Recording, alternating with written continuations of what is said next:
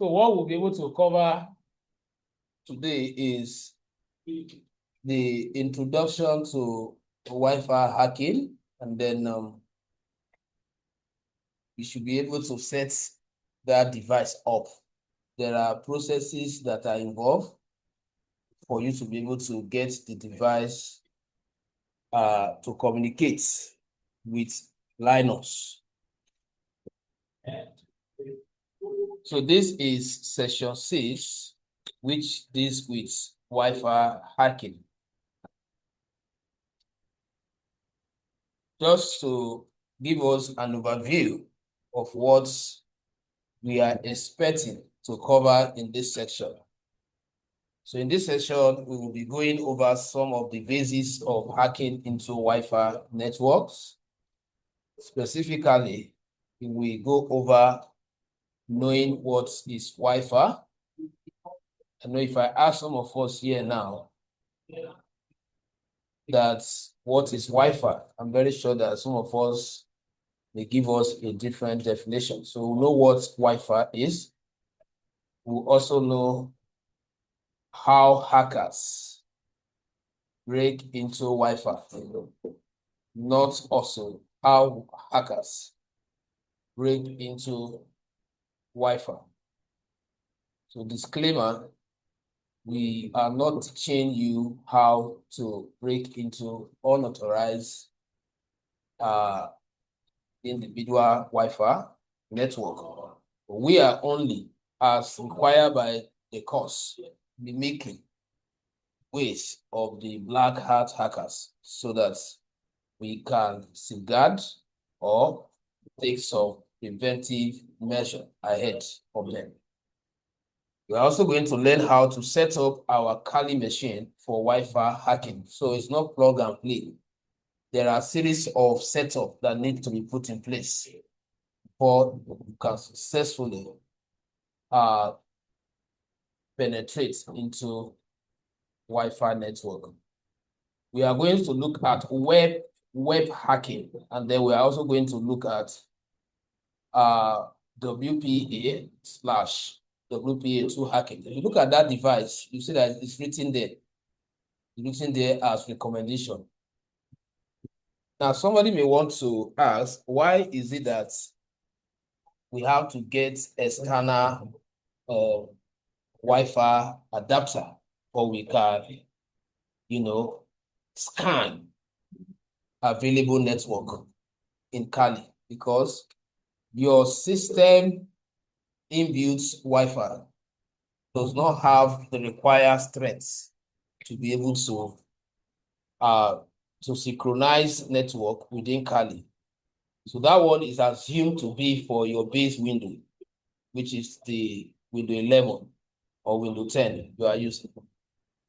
So quickly, let's start with what is, you are still writing.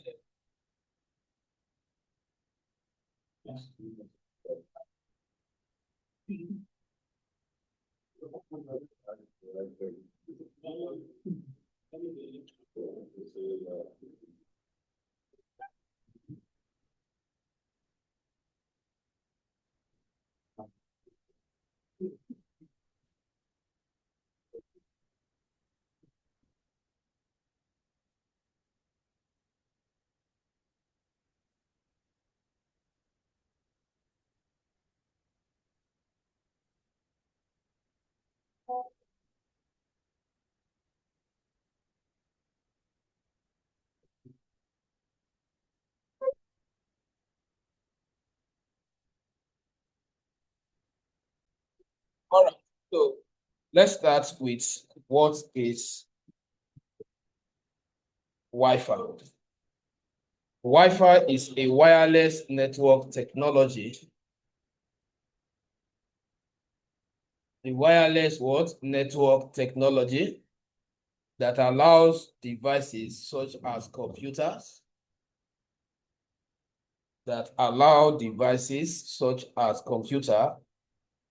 bracket, it could be laptop or desktop, mobile devices, which could be smartphones or wearables, and other equipment like printer and video cameras to interface with the internet. That is very simple definition of what we know as Wi-Fi. The acronym Wi-Fi represents wireless fidelity. Wireless what? Fidelity. So the first WI represents what? Wireless. Then the FI represents what? Fidelity.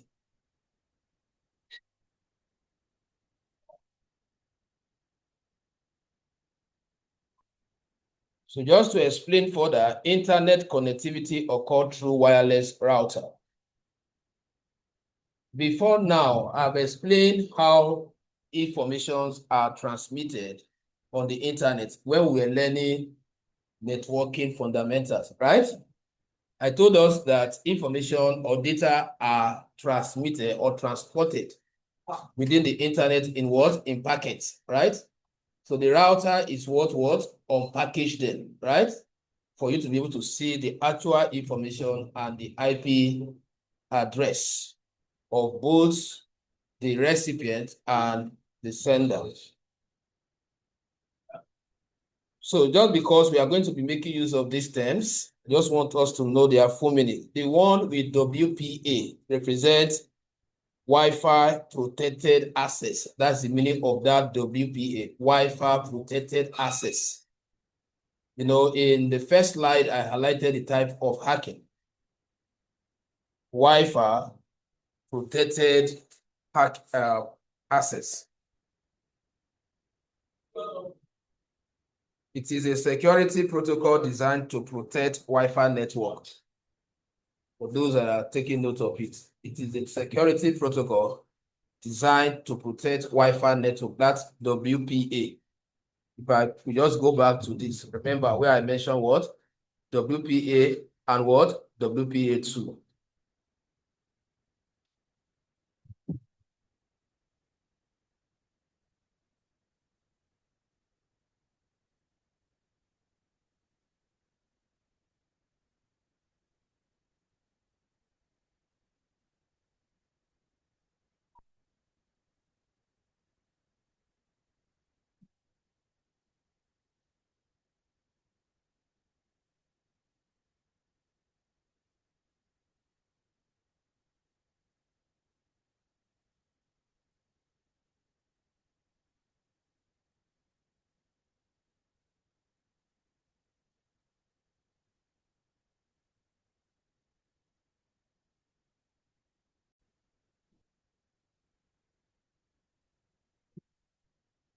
So while you are still writing, just to explain this, the third option, wireless access points, which is denoted as AP.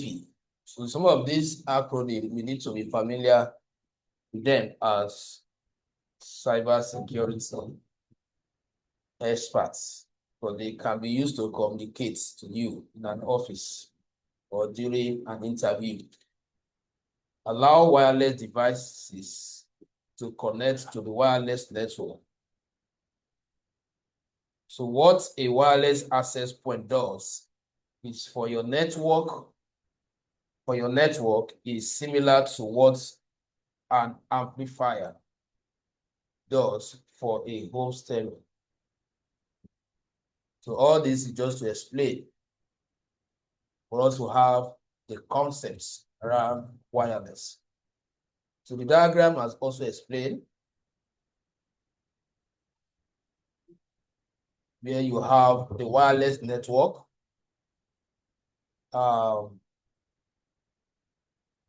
searched or detected by a router, and the router is now connected to the local computers.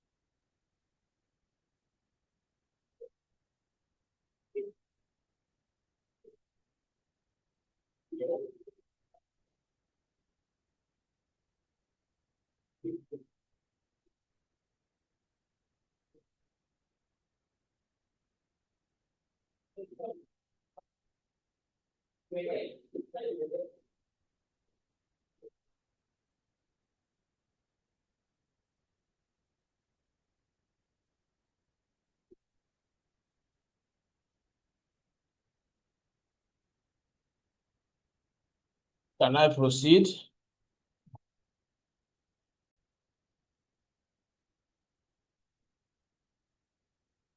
So you look at the diagram, we have the Wi-Fi, or the wireless access points.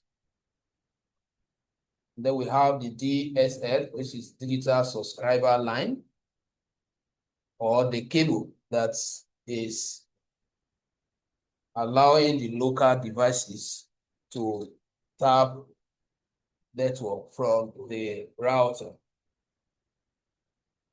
So the primary function of the router is to spread the network wireless, to spread it, to make it available so that other devices can access it. So a typical example is your hotspot. So once you on your hotspot, it means that you want to give your device access to what available, or to scan or to detect available network around you. Now let's look at the next slide. So how hackers break into Wi-Fi? So we need to know, how does these bad guys break into Wi-Fi? So we just want to have some knowledge on the techniques they use as the main reason for this training. Now, sniffing is one of the methods they use, and this allows hackers to hijack any packets of data that is being transmitted between the device and a router. This is one of the way they use. They hijack data packets in the process of transmission between one network to another. Another method they use is spoofing. Spoofing is our devices automatically connect to network that they have been connected to previously. This one is common. This one is common. You see some persons that are not security conscious, some individual that does not even understand that their Wi-Fi can be hacked. What they do is that they grant password access to someone, and the next day, the person comes around that place, the person automatically what? Connects to their Wi-Fi. So as someone who is security conscious, the best thing he or she will have done, anytime you share your hotspot with someone, the best practice is that what? Immediately after that event, you do what?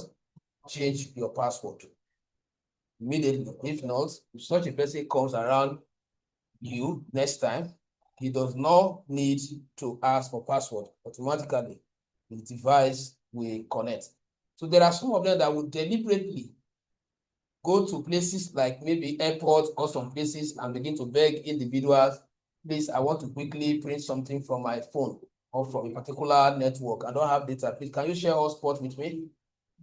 Once you share that hotspot, they might have another intention. Their intention is not that they really want to use it. They just want to have access so that subsequently they can connect what? Automatically. That practice, that system is called what? Spoofing. So in cybersecurity, that's a professional term to describe that kind of acts.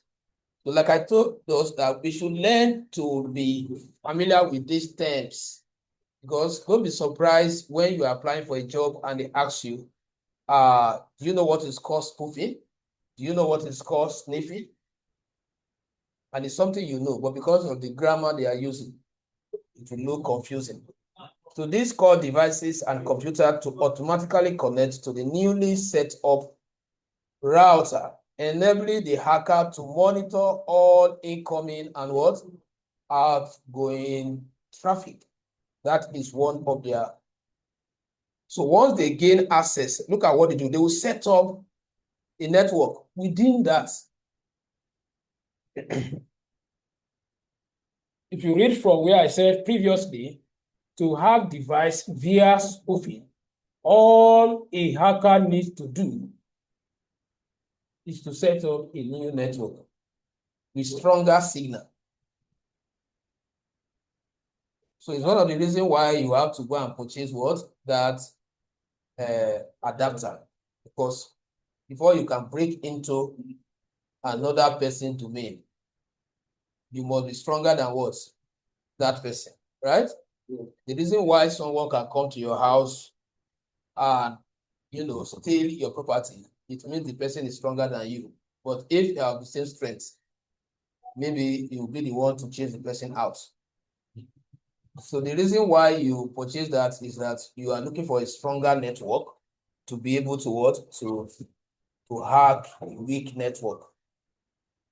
The next one is word driving or word driving. I think I mentioned some of these things when we started. Word driving. This is where these people will just be in a car, just go to area where the client they are targeting or the potential clients are, like government area. They know that there are, potential client there. So what they will do is that they will just purposely stay in a car, because when they in a car, you cannot come and harass them. They can be in a park, but their motive is to scan wireless network that they can break into. So spotting and exploiting wireless local area network while driving around in a car. That is the business of some persons. Remember, we are being trained to know their ways so that we can put preventive measures in place. That is the reason why we are learning the way they behave. So that if by tomorrow we are hired by any organization, we will be able to give them all the necessary awareness. I always tell people that the best security is what? Awareness. Forget about all these tools that we are learning. The best thing is what? Awareness. It is when you are aware that somebody can send you a recharge card and say, I mistakenly send you a charge card, send it back to me. If you are not aware, you want to be good, right? Sorry, I don't want to eat from where I did not sow. I better take your card. Meanwhile, if you are not aware, the person have used it to establish what? Connection, to exploit your importance. So there are other ways. And for your information, they also advance. The way tech is what? Advancing. They are also advancing. Once they know that the general public have detected their ways, they what? They deploy another method. So you need to keep researching. You need to keep researching. If not, you will be obsolete. Now, another method is encryption, cracking. This is actually the one we are going to learn now. This what? Encryption cracking or brute force. So encryption cracking this is where hackers using brute force. That brute force is what? By force. They want to forcefully force themselves in without your approval. Hackers using brute force on the router in a bid to crack its decryption key. So at the end of the day, what we are looking for with this device, we should be able to get the decryption key. Now, once I get the key, I will not use the key to log in into that person's Wi-Fi. Not that I'm going to break in like that. So everything we shall be looking for is the decryption key. Just like my Wi-Fi password now. The reason why, if it pops up in your device, you click, it will ask you to enter security code, right? That security code is called decryption key. So once I get it, so all the technology we want to deploy is to get that key. If I get that key and I scan for your Wi-Fi and I say I will use it to log in, that means I have finally hacked your network. So this is how these bad guys, they don't need to consult you. They will force themselves in and get that key, use it to log in. So brute force cyber attack equivalent of trying every key on your key ring and eventually finding the right one. This one is not certain. Even you as an expert, there is no assurance that what you can implement what this last one. Look at this now. Say what cyber attack equivalent trying what every what key. This is just like trial by error. You'll be guessing. You are not sure. So, but there is a tool that will be permutating. That is why bank will tell you that what your password should have special character. Because when your password has special character, it's difficult for this what method to be used. The hacker will try, he can never get it. But sometime before he can even get it, he can try like 100 times before he can break it. And that is why I was telling us that some of us think that is very easy. That once you stop plugging something, you just have someone say Wi-Fi. The fastest way of hacking is what? The first two. What are the first two? Sniffing and what? Spoofing. Can I move to the next slide? Okay, so I pray that your computer should work for you. Now that one, like. All right, so let's go there. Let's go there. So now, like I started by saying, there are a series of setup that need to be put in place. So the Wi-Fi device you connected to your system is not plug and play. It is only plug and play to your base window. I don't know if you understand that. Like your window 11, right? Window 10.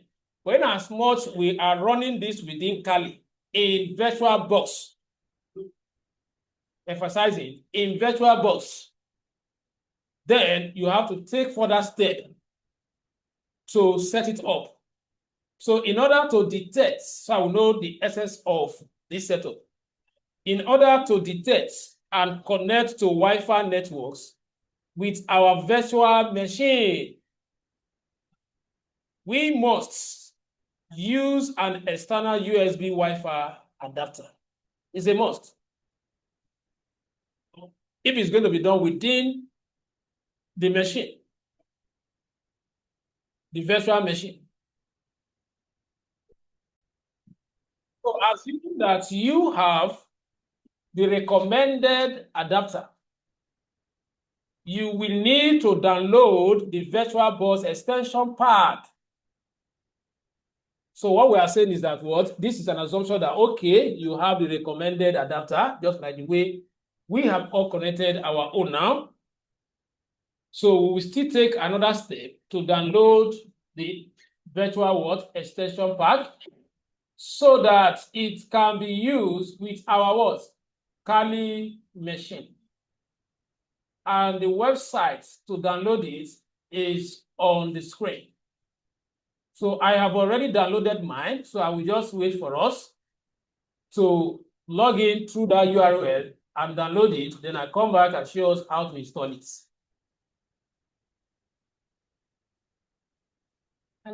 So that I can allow you to go through the process. Look up. Just look up for a second. I know you are still writing. Just for you to know the kind of environment you are going to see. So once you click on that URL, it will bring you to an interface like this. And then you can see where I am navigating to. That what? VirtualBox what?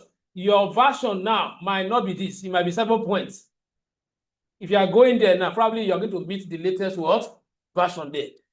But you see where they wrote what? VM virtual what? Box extension pack. And then there is an option under it which says what? All support what? Supported what? Platform. So make sure that that recommendation is there. That is what this one, once you bring it, even if I connect another Wi-Fi adapter, it supports what? All of them. So it will just search for your own and install it. Then you will have, I think this is the same interface. So this one is step for installation. So let me wait for us to complete the download the first before I come back for the installation of it. There are 3 phases of setup. Now, Okay, so I assume that we have all settled the installation. And then the next stage of setup is to attach that device to your machine, your Kali machine, because it's Kali machine that want to use it to search for what available network. So you have to attach it. So what we did now was to download, but we have not done the installation. So I'm going to switch now and show us how to install it. I have already installed mine, though it's going to tell me that I have already installed, but you can be going through the same steps. Now, you don't have to open, pay attention here. You don't have to open you are not installing it from your virtual bus. The command know where to be installed. The configuration has been done as you downloaded it. So your work is just to double click. This is when I did my own. So just go there and double click on it like this.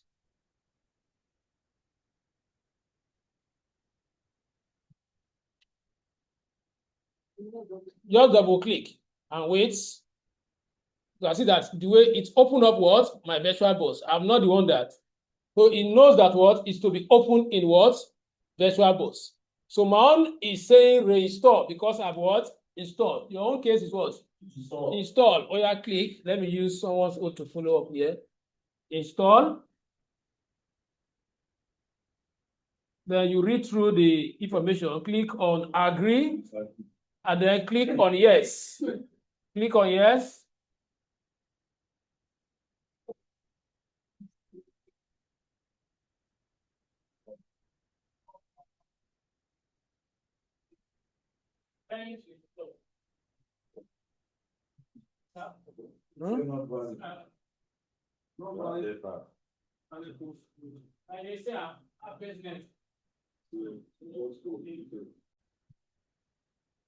All right, now going back to the slides. Now you go back to your virtual box. Go back to your virtual box. Then right click and select setting on Kali. Then you navigate to what? USB. Because the step we are in right now is attaching it after installing the driver. So let me come back here. Let me come back so we can be doing it together. Coming.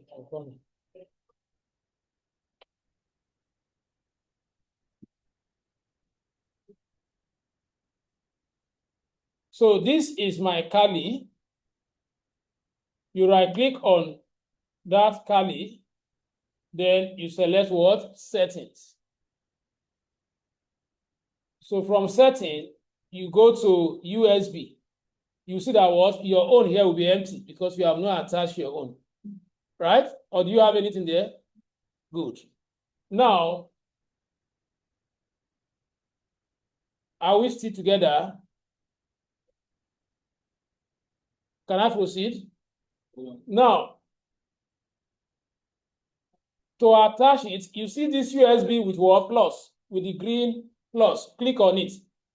And then, once you click on it, you should be able to see the name of your adapter. If it's not there, now, this is what you do. Remove that adapter. Wait, hold on. Take note of the items you have displayed there now. When you click here, like now, I have a ReadTech, right? 802. If I remove if I unplug this now, I want to, so you know whether it's there. Now, go back to that step. If I click here now, you can see that what is not here. So now, remove it so you can identify which one is actually for this and connect and check again. Yes, remove it and check again. Remove it. Something is missing. That means it was there. Oh yeah, connect it. So you know which one exactly is for your device. So this is it. What came up with good. That is it. Yeah, click on it. Click. So you have added it. Click OK. So once you can find it, you select it. You select it, and then you add it. You can use here to delete it. So let me wait for the rest.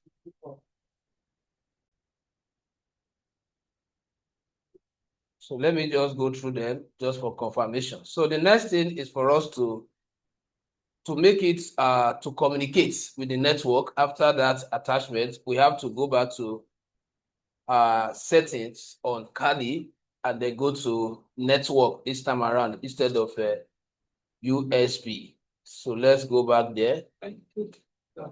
So right click on this. Then from here, you go to network. Then remember that you must have set it on the, what network do you have there?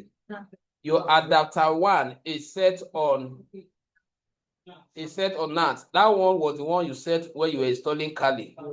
Now you go to adapter 2 in case you are setting up two different adapter card. That's why we have this adapter 1. So Adapter 2 is not active.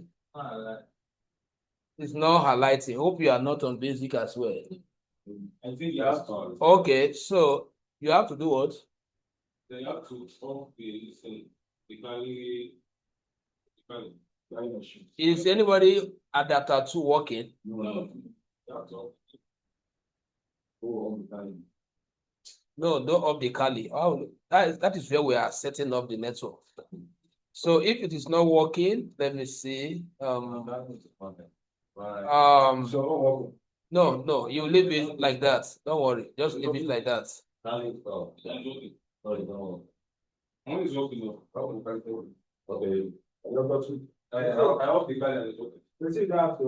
Let me see. You up the Kali at what? Is it Kali? Remember that it's Kali that, okay, you switch it off. Okay, yes. Okay, now I understand what you say. So it will not really affect it. So just do as if you are closing, but before you relaunch it, you open that setting. Have you opened the Kali? Sorry, have you closed it? This is the Kali, have you? You close it like this. Just okay, like this. Now go back. Yes, I'm coming.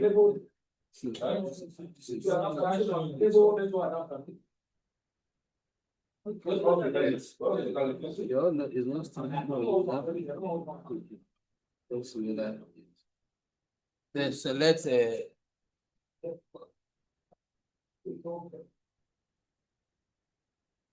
now select bridge adapter.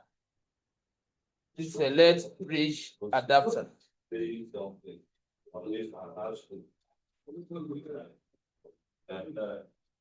Now, when you come here, when you come here, you see it now.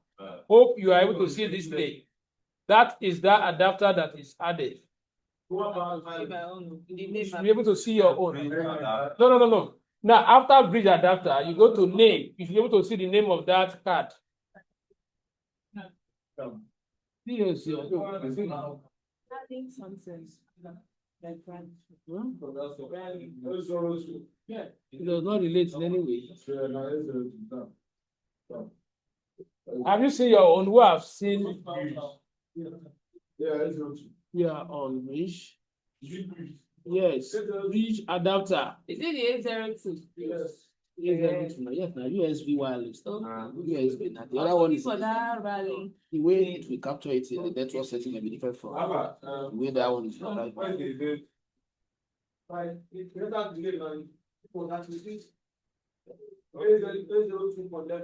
Adapter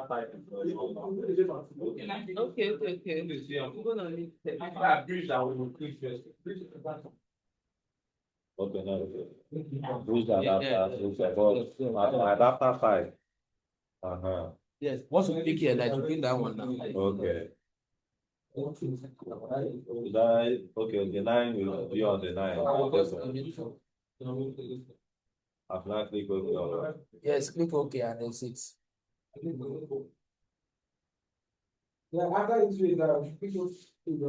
Yeah, click OK. Click OK.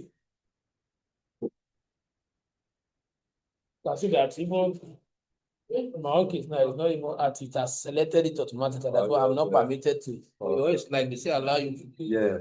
So leave that one that it picks by Okay. itself. But I have the list of them.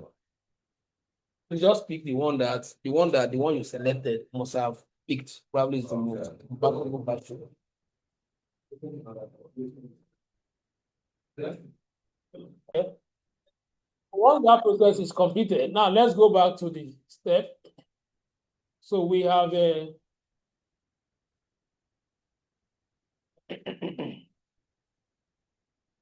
so the next thing is for us to make sure that it's connected, which is this step. To check if USB adapter is detected. This is the final step. Yeah, click OK. To check. Now, that is the step I'm about to show us now. Please, let's pay attention.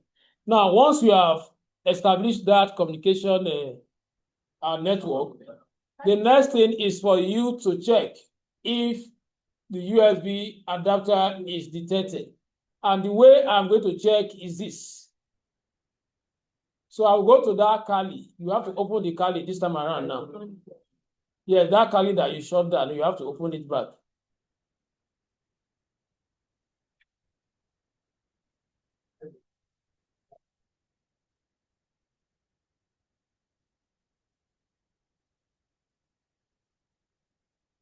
So once you are in Kali, then you now click on device.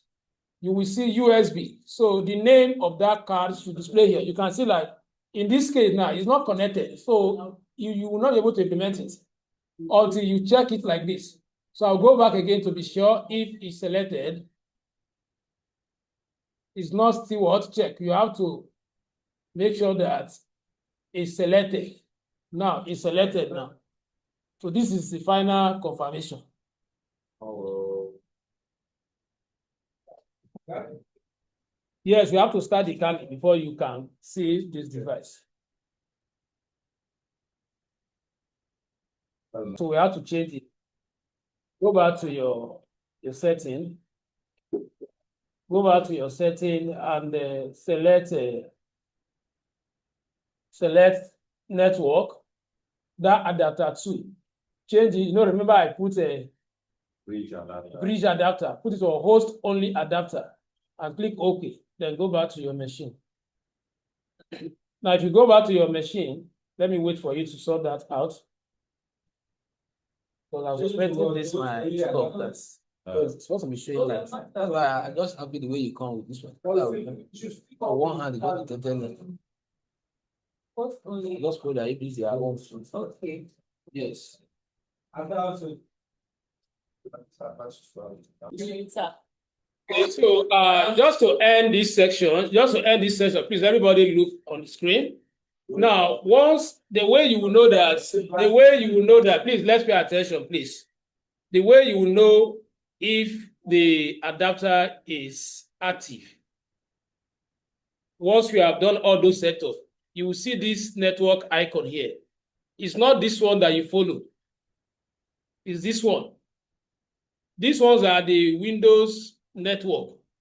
While this one is the Kali, the virtual box. So once you click here, you go to available network. If you are not able to see network like this, it means that that adapter is not communicating. Because in the next class, we will now be hacking, we will now be scanning for the password. We will just target one of these. And then get the code. 91.